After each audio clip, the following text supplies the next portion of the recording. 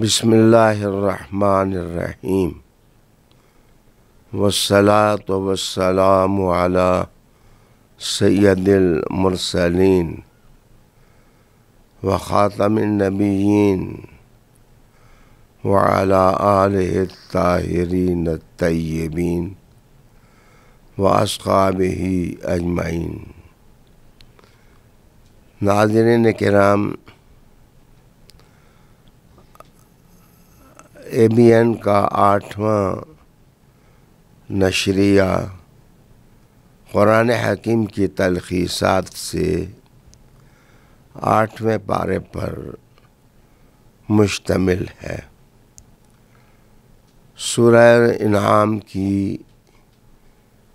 یہاں پہلی آیت یہ ہے: وَلَوْ أَنَّنَا نَزَّلْنَا إِلَيْهِمُ الْمَلَائِكَةَ وَكَلَّمَهُمُ الْمَوْتَى وَحَشَرْنَا عَلَيْهِمْ كُلَّ شَيْءٍ قُلْ مَا كَانُوا لِيُؤْمِنُوا إِلَّا أَن يَشَاءَ اللَّهُ وَلَكِنَّ أَكْثَرَهُمْ يَجْهَلُونَ۔ مشرکین کا مطالبہ رہتا کہ فرشتے ہمیں نظر کیوں نہیں آتے،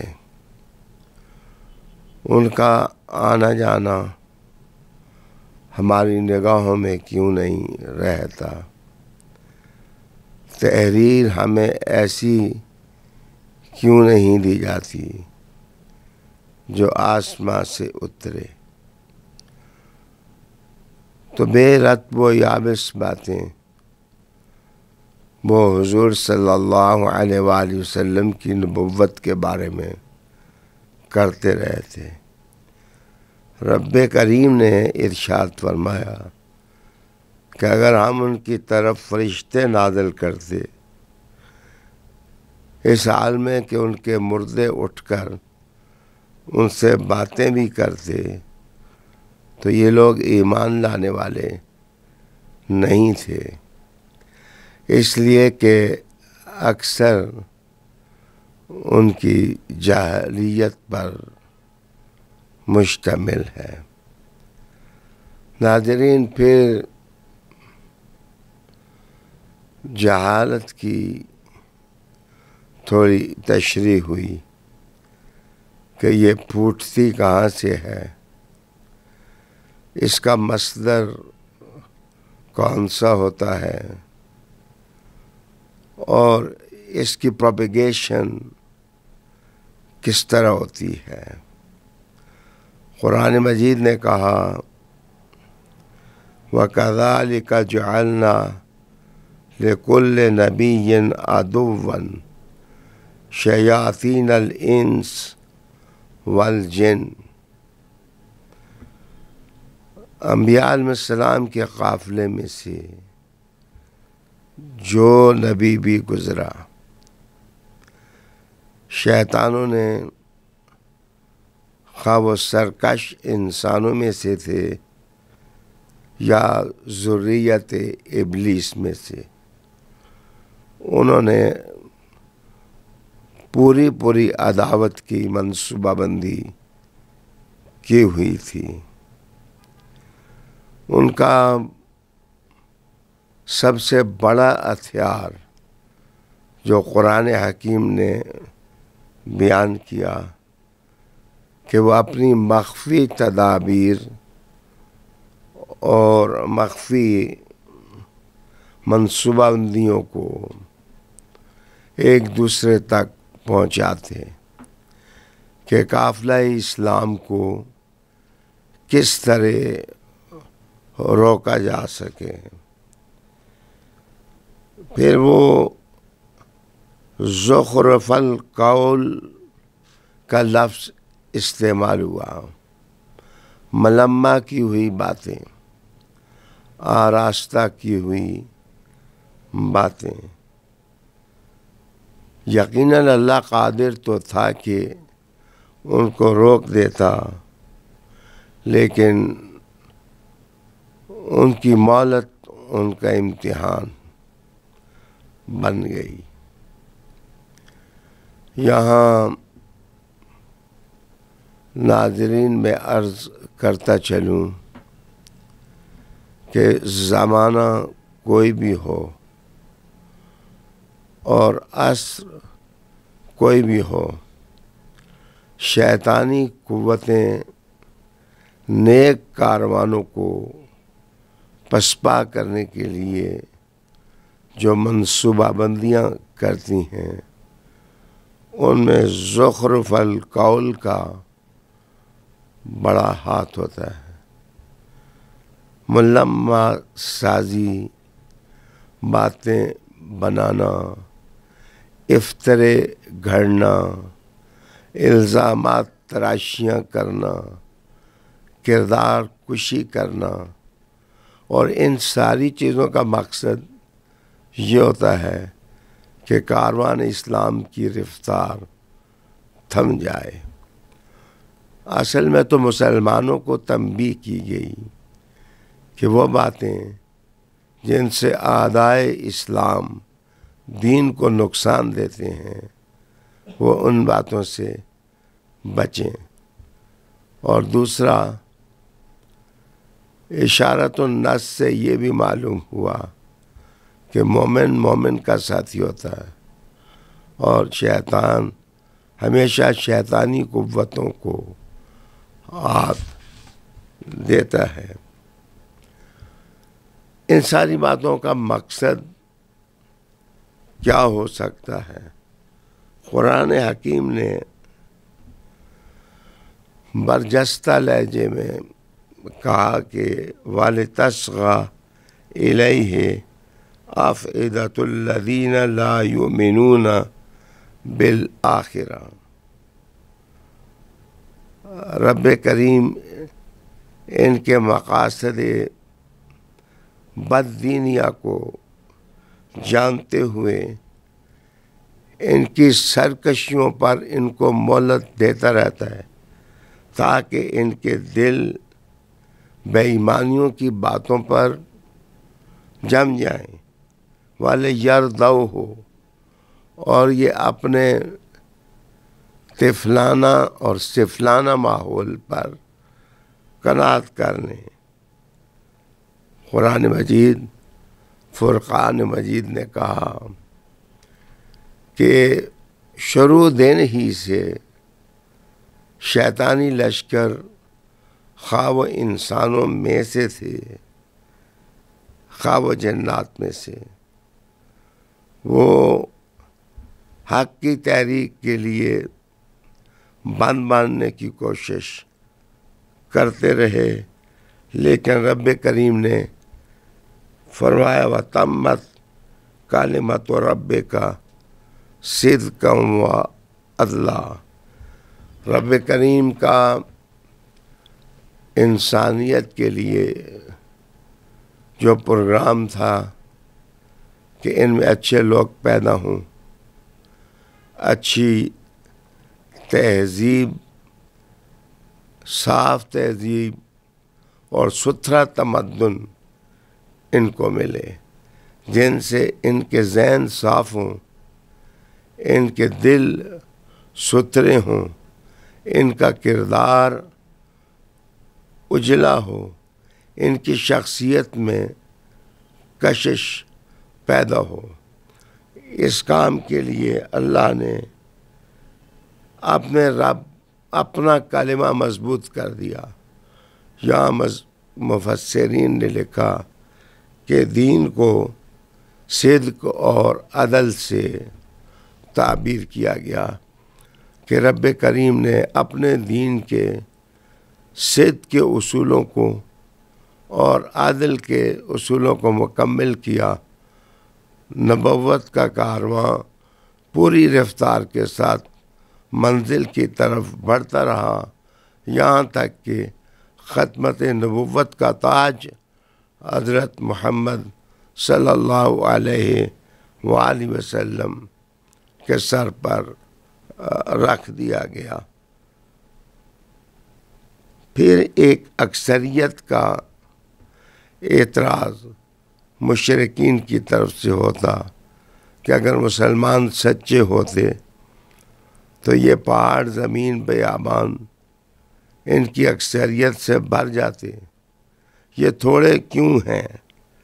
اس پر رب کریم نے ارشاد فرمایا وَإِن تُطِعْ أَكْثَرَ مَنْ فِي الْأَرْضِ يُضِلُّوكَ عَنْ سَبِيلِ اللَّهِ إِن يَتَّبِعُونَ إِلَّا الظَّنَّ وَإِنْ هُمْ إِلَّا يَخْرُصُونَ، اگر تم زمین کے اکثر لوگوں کی پیروی کرو گے وہ تمہیں اللہ کی راہ سے بھٹکا دیں گے، وہ گمان کی اتباع کرنے والے ہیں،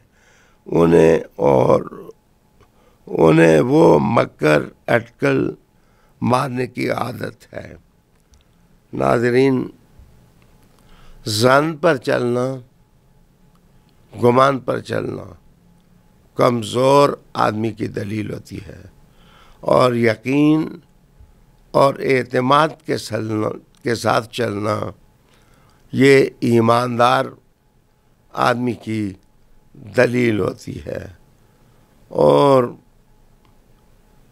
اشارہ سے یہ بھی معلوم ہوا کہ اکثر لوگ تو جہالت کی اندھیروں میں ٹامکٹوئیاں مارتے رہتے ہیں، لیکن بخت مند انسان حالات کی سو خرابیاں ہوں وہ صراط مستقیم کی طرف اپنا راستہ بنا لیتا ہے۔ قرآن مجید فرقان حمید نے اس کے بعد عربوں کی چند کھانے پینے کی رسوم تھیں، وہ بعض جانوروں پر بتوں کا نام لیتے، انہیں حرام قرار دیا گیا، اور مسلمانوں کی حوصلہ افزائی کی گئی کہ حلال جانوروں پر جس وقت اللہ کا نام لے لیا جاتا ہے تو تم ان کا گوشت کھانے سے انکار کیوں کرتے ہو؟ گناہ اور نیکی کو ان رسوم کے ٹھیک ہونے اور نہ ٹھیک ہونے کے ساتھ معنون کیا گیا۔ پھر یہ کہا گیا کہ ایک ایسا انسان جس کو ہم زندگی دیں تو وہ نور کی راہوں پر چلتا رہے، کیا وہ اس شخص کی طرح ہو سکتا ہے کہ جو اندھیروں میں چلنے کا عادی ہو؟ اس آیت کریمہ کے پس منظر میں حضرت سیدنا حمزہ علیہ السلام کے ایمان کی طرف اشارہ ہے کہ آپ شہر سے باہر گئے ہوئے تھے کہ ابو جہل کی محمد صلی اللہ علیہ وسلم سے منہ ماری ہو گئی۔ حضرت حمزہ نے واپس آ کر ایک اونٹ کی ہڈی اس کے سر پر ماری کہ تمہیں کیسے جرت ہوئی ہے کہ تم نے محمد صلی اللہ علیہ وآلہ وسلم کے بارے میں یہ باتیں کی۔ اور یہی چھوٹا سا واقعہ ایک بڑے سے انسان کے اسلام قبول کرنے کا سبب بن گیا۔ یہاں نور سے چلنے والی شخصیت سے مراد حضرت سیدنا حمزہ ہیں، اور ظلمات اور اندھیروں میں گھومنے والا انسان ابو جہل ہے۔ ناظرین، پھر ایک عام سی حالت جو آبادیوں کے اندر ہوتی ہے اس کی طرف ایک لطیف اشارہ قرآن حکیم نے کیا، وَكَذَلِكَ جَعَلْنَا فِي كُلِّ قَرْيَةٍ أَكَابِرَ مُجْرِمِيهَا، ہم نے ہر بستی کے اندر کچھ بڑے جرم پیشہ لوگ رکھے ہوتے ہیں جو اپنے مکر اور فریب اور ظلم کو جاری رکھتے ہیں تاکہ مظلوموں کے راستے روکیں، ان کی فکر کو منجمد کریں اور وہ سچائیوں کے ہم نوا نہ بن سکیں، اور پرچم بردار نہ بن سکیں۔ ان بے شعور لوگوں کی نفسانی حالت قرآن مجید نے بیان کرنے کے بعد شرک کی مذمت کی، رسوم اور برے کاموں کی مذمت کی، اور اسے رجس قرار دیا، اور ایک قانون بیان کیا، فَمَن يُرِدِ اللَّهُ أَن يَهْدِيَهُ يَشْرَحْ صَدْرَهُ لِلْإِسْلَامِ۔ فرمایا کہ جس آدمی کو ہم ہدایت دینا چاہتے ہیں اس کا سینہ اسلام کے لیے کھول دیتے ہیں، اور وَمَن يُرِدْ أَن يُضِلَّهُ يَجْعَلْ صَدْرَهُ ضَيِّقًا، اور جس کا دل ہم اسلام کے لیے تنگ کر دیتے ہیں تو وہ ایسے سمجھتا ہے جیسے آسمان پر چڑھائی چڑھ رہا ہے۔ كَذَلِكَ يَجْعَلُ اللَّهُ الرِّجْسَ عَلَى الَّذِينَ لَا يُؤْمِنُونَ، اسی طرح ہم گند بے ایمان لوگوں پر ڈالتے رہتے ہیں۔ تفسیر قرطبی کے اندر علامہ قرطبی رحمۃ اللہ علیہ نے اور فخر الدین رازی نے لکھا کہ شرح صدر سے مراد کیا ہوتی ہے۔ انہوں نے کہا حضور صلی اللہ علیہ وآلہ وسلم نے ارشاد فرمایا کہ الانابہ الی دار الخلود، کہ جس آدمی کا دل ہم کھولتے ہیں اس کی توجہ ہمیشہ آخرت کی طرف رہنے لگ جاتی ہے، اس کی انابت آخرت کی طرف ہو جاتی ہے۔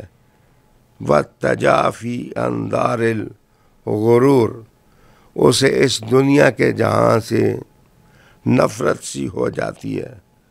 وَلِلْمَوْتِ قَبْلَ لِقَاءِ الْمَوْتِ، موت سے پہلے ہی اس کا دل چاہتا ہے کہ آخرت کے حسین منظر اس کی منزل بن جائے۔ وَهَذَا صِرَاطُ رَبِّكَ مُسْتَقِيمٌ، اللہ تعالیٰ نے فرمایا کہ اللہ کا سیدھا راستہ تو یہی ہے کہ انسان کی توجہات، ان کی تمام التفاتات اللہ کی طرف مڑ جائیں۔ ناظرین کرام، پھر فصلوں کی تباہی، آرام خوریاں، جنات کے گمراہ میلے، مشرکین کی سفلہ کاریاں قرآن مجید نے بیان کی، اور سیدھا راستہ اللہ تعالیٰ نے انسان کو بتایا۔ پھر معمول کے مطابق کچھ نعمتیں اللہ تعالیٰ نے گنی، فرمایا کہ وَهُوَ الَّذِي أَنشَأَ جَنَّاتٍ مَّعْرُوشَاتٍ وَغَيْرَ مَعْرُوشَاتٍ وَالنَّخْلَ وَالزَّرْعَ مُخْتَلِفًا أُكُلُهُ، اور وہی ہے جس نے باغات پیدا فرمائے ایسے کہ بعض کی شاخیں چھت نما ہیں، اور بعض ایسے کہ جو بیل دار ہیں، کھجوروں کے لمبے لمبے حسین نظر افروز درخت، زیتون، انار، بعض آپس میں ہم شکل اور بعض آپس میں غیر مشابہ، ان کا پھل کھاؤ اور حقوق ادا کرو۔ حقوق ادا کرنے کی طرف سے عشر ادا کرنے کے حکم کی طرف تخریص دلائی کہ اللہ تعالیٰ اگر یہ نعمتیں عطا کریں تو ان میں سے عشر جو رسول اللہ علیہ السلام نے لازم قرار دیا، جو غرباء کا حق ہے، وہ دیا جائے۔ اقتصادی بدحالی سے نکلنا اور معاشی خوشحالی کی طرف جانا قرآن مجید کے مقاصد میں سے ایک عظیم مقصد ہے، جو ہر پارے کے اندر اور ہر صورت کے اندر اس کو قوت دی جاتی ہے۔ پھر حرام اور حلال جانوروں کی تخصیص بتائی گئی۔ اسی صورت میں ایک خطبہ قرآن مجید کا آیا، میرے خیال میں وہ خطبہ جان ہے ان تعلیمات کی۔ کہا قل تعالوا اتل ما حرم ربکم علیکم، آؤ میں تمہیں وہ چیزیں بتاتا ہوں کہ تمہارے رب نے کیا چیز تم پر حرام کر دی گئی۔ کہا اللہ تشرکو بی شیئا، اللہ کے ساتھ کسی کو شریک نہ ٹھہراؤ۔ وبالوالدین احسانا، ماں باپ کے ساتھ اچھا سلوک کرو۔ ولا تقتلوا اولادکم من املاق، اپنی اولادوں کو غربت کے ڈر سے قتل نہ کرو، روزی دینے والا اللہ ہے۔ نحن نرزقہم وإیاہم، اللہ نے فرمایا ہم ہی تمہیں روزی دیتے ہیں اور ان کو بھی روزی دیتے ہیں۔ کہا ولا تقربوا الفواحش، فحاشی کے کاموں کے قریب بھی نہ گزرو۔ اس میں معاشی جرائم کی طرف بھی اشارہ ہے اور جنسی جرائم کی طرف بھی اشارہ ہے۔ آگے کا ولا تقتلوا النفس التی حرم اللہ الا بالحق، جس جان کو قتل کرنے سے اللہ نے منع کیا ہے اس کو قتل نہ کرو۔ یہ وصیتیں ہیں جو تمہیں کی جاتی ہیں۔ کہا ولا تقربوا مال الیتیم الا باللتی ہی احسن، یتیم کے مالوں کی نگہبانی کا حکم دیا گیا۔ وَأَوْفُوا الْكَيْلَ وَالْمِيزَانَ، ماپ تول کا نظام ٹھیک کرو، ڈنڈی نہ مارو۔ ہم تمہیں وہ تکلیف نہیں دیتے جو تمہاری وسعت میں نہ ہو۔ آگے کہا عدل کرو اور پھر عہد کو پورا کرو، یہ نصیحتیں تمہارے لیے ہیں۔ اور کہا یہی سیدھا راستہ ہے جسے کہا جا رہا ہے کہ تم اس سیدھے راستے کی اتباع کرو۔ علی مقام دوستو، انہی مضامین کو لے کر رب کریم نے رسول اللہ علیہ السلام کے دین کے احیاء کی بات پھر کروائی اور کہا قل ان صلاتی و نسکی و محیای مماتی للہ رب العالمین، زندگی میں اللہ کے لیے ہو جانا، نمازیں قربانیاں اللہ کے لیے ہو جانا، زندگی موت سب کچھ اللہ کے لیے ہو جانا، اس صورت کی اہم تعلیم ہے۔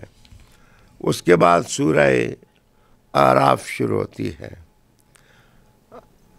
ناظرین، سورہ اعراف جن عظیم شامت انگیز الفاظ سے حروف مقطعات کے بعد شروع ہوتی ہے، اس میں یہ کہا گیا کہ کتاب انزل الیک فلا یکن فی صدرک حرج منہ لتنذر بہ وذکریٰ للمؤمنین، یہ کتاب جس کا نزول آپ کی طرف ہوا ہے، آپ باہمت اور باحوصلہ ہو کر اس سے اقوام عالم میں تنذیر کریں، مومنین کو یہ فائدہ دینے والی کتاب ہے۔ اس کی اتباع کی گئی۔ پھر رب کریم نے زمین میں تمکین اور قوت کا راز بتایا۔ وَلَقَدْ مَكَّنَّاكُمْ فِي الْأَرْضِ وَجَعَلْنَا لَكُمْ فِيهَا مَعَائِشَ، اللہ تعالیٰ نے تمہیں زمین میں تمکین بخشی، معاش کے مختلف راستے بتائے، مختلف معیشتیں رکھیں، لیکن اتنی نعمتیں اللہ نے تمہیں دی، تم پھر بھی شکر گزار نہ بن سکے۔ آدم علیہ السلام کا واقعہ شروع ہوا، وہ جنت میں کیسے رہتے تھے اور کیسے رہے، یہ واقعہ قدر تفصیل کے ساتھ بیان ہوا۔ کچھ اس کی باتیں پہلی آیات میں گزر گئیں، اور پھر جنت میں داخلہ، وہاں سے نکلنا، یہ ایک دو رکوع پورے آدم علیہ السلام کے واقعہ کے باب میں چلتے ہیں۔ پھر قرآن مجید نے لباس کی عظمت کی بات حضرت انسان کے سامنے رکھی، کہا یا بنی آدم قد انزلنا علیکم لباسا۔ لباس کا معاملہ بڑی اہمیت کا حامل رہا۔ بے شک جدید لوگ کہتے ہیں کہ انسان پہلے زمانے میں پتوں کے ساتھ اپنے جسم کو ڈھانپتا تھا۔ اگر پتوں سے بھی ڈھانپتا تھا تو معنی یہ جسم کو ڈھانپنا انسان کی فطرت تھی۔ گرمی سے بچنا، سردی سے بچنا، یہ لباس کی اصل ضرورت تھی۔ سرد علاقوں میں گرم لباس پہنے جاتے ہیں، ٹھنڈے علاقوں میں نرم اور گداز لباس پہنے جاتے ہیں۔ رب کریم نے کہا کہ شیطان نے پہلا کام یہ کیا کہ تمہارے ماں باپ سے یعنی آدم سے جنت کا لباس چھنوایا۔ اشارتاً تلقین اس بات کی تھی کہ اچھا لباس پہننا انسان کے اچھی فطرت رکھنے کا عامل ہوتا ہے۔ انگریزی میں بھی کہا جاتا ہے dress and address indicate the personality. پھر فواحش سے منع پھر کیا گیا کہ فحاشی کے جو باتیں ہیں ان سے اجتناب کیا جائے۔ سورہ اعراف کے اندر جنت اور دوزخ کے لوگوں کا مکالمہ بھی شامل ہے۔ اہل اعراف کی گفتگو ہے، کس طرح ایک دوسرے سے ندا دیں گے، وہ ندا کیسی ہوگی۔ اصل میں ان آیات کے نزول کا مقصد یہ ہے کہ انسان کا یقین آخرت پر اور معاد پر مضبوط ہو جائے۔ ناظرین کرام، یہ صورت توحید کے مضامین، مناجات کی فضیلتوں، خدا سے تعلق کے بیان سے شروع ہوتی ہے۔ تو اس میں چند انبیاء علیہ السلام کے واقعات جو رشد و ہدایت کی تاریخ ہے، قاری قرآن کو وہ پڑھائی جاتی ہے۔ حضرت نوح علیہ السلام ہے، حضرت صالح علیہ السلام ہیں، قوم عاد ہے اور اسے دی جانے والی نعمتیں اور ناشکری پر ان کی گرفت۔ لوط علیہ السلام کا خاص ذکر ہے اور وہ گندی عادات جو لوط علیہ السلام کی قوم میں آ گئی تھیں ان پر عذاب کا بھی ذکر ہے، اور اخلاقی طور پر ان چیزوں سے مسلمانوں کو منع بھی کیا گیا ہے۔ 8واں پارہ انہی مضامین کو لیتے ہوئے آگے بڑھتا ہے، اور آخر میں شعیب علیہ السلام کا ذکر کیا جاتا ہے کہ وہ ناپ تول کا نظام ٹھیک کرنے کی دعوت لے کر آئے تھے، لیکن ان کی قوم بھی اصلاح نہ کر سکی۔ یہ الگ بات ہے کہ ان کے تبلیغ کے حق سے موسیٰ علیہ السلام جیسی شخصیات پیدا ہوئیں۔ آخر میں احکم الحاکمین پر ایمان کی دعوت دیتے ہوئے یہ پارہ اختتام پذیر ہوا۔ اللہ تعالی ہمیں قرآن حکیم پر عمل کرنے کی توفیق عطا فرمائے۔